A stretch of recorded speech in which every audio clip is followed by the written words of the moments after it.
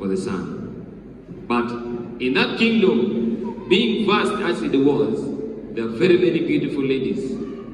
So this time around, the king charged his servants and the prince to go on a hunt to look for a very beautiful lady for the prince to marry and become the queen, because the king was about to die. So they moved and moved and moved and moved and moved and moved and moved. They could not find that girl because majority of them were beautiful.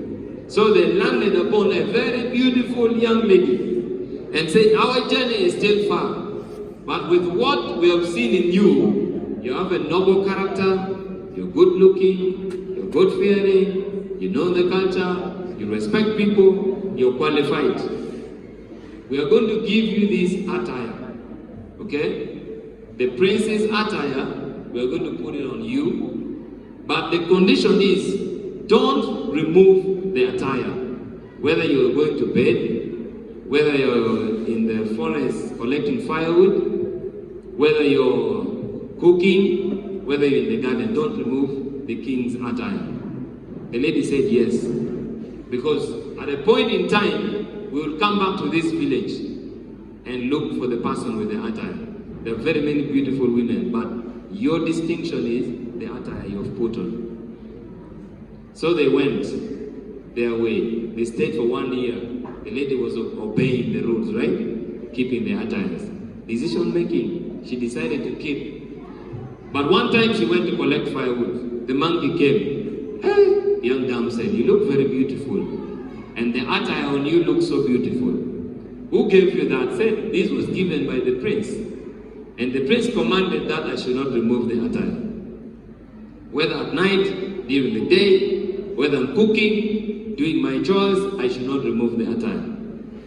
The monkey said, well, that is good, it's understandable. Because the prince has said you must respect that. But you look so beautiful in the attire. The monkey was flattering with the lady. She was collecting her firewood. Then the monkey said, now, what if I just try? You give me, I try. And you see how I'll look with the attire. The lady said, remember? The prince said I should not give to anyone. The monkey said, I'll just try. You know we are friends. Every time you come to collect firewood, we meet and we chat, we talk.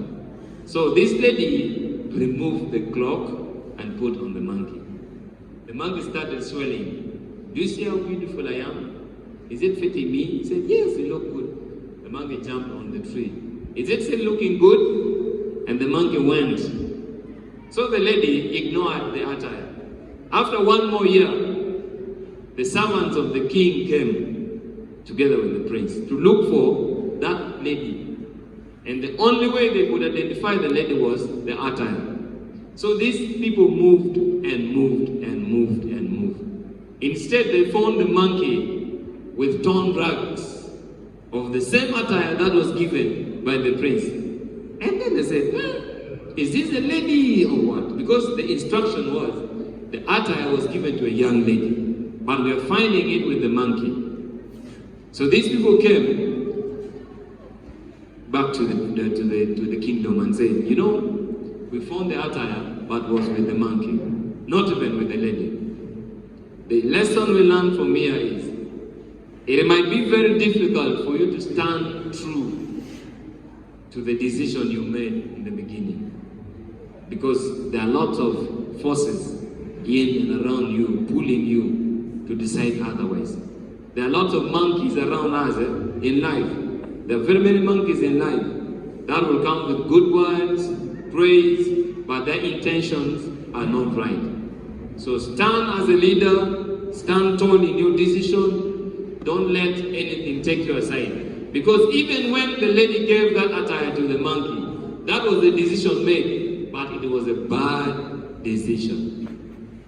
This statement is always treated wrongly, because when you say leadership is decision making, people would think even the wrong and the bad choices they make is attributed to leadership. A leader must endeavor at all costs to make the right choice and the right decision. As a Christian leader, every decision you make will come back to you in form of consequences and testimonies.